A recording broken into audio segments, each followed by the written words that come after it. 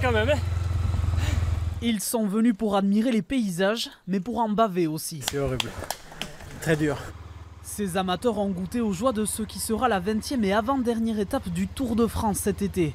Un contre-la-montre de 31 km entre Saint-Pé-sur-Nivelle et Espelette, avec vue imprenable sur les montagnes, mais qui manifestement fait mal aux jambes.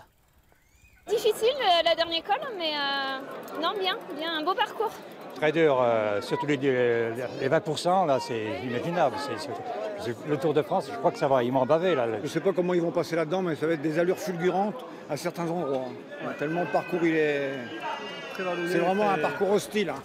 Cette opération proposée par le département et baptisée On s'y colle sonne comme un avant-goût de ce que devront affronter les rescapés de la Grande Boucle. Un parcours très accidenté entre les villages d'Ustaritz et Souraïd, mais le plus dur reste pour la fin, le redoutable col de Pino Dieta avec des pourcentages à 22% par endroit, un vrai mur pour certains.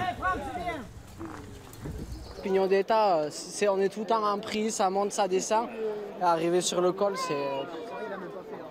c'est plus de 20%, c'est balèze. Des cyclistes pros du Pays Basque comme Mikel Landa, 4e du Tour l'an dernier, ou l'Aspanda Romain Sicard se sont aussi mêlés aux amateurs pour reconnaître le parcours. C'est un parcours atypique, relativement exigeant pour un contre-la-montre où d'habitude on régule son effort.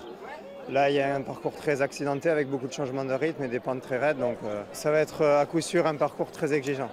Le Tour de France pourrait donc se jouer sur 7 lignes d'arrivée à Espelette. Voilà qui promet du spectacle.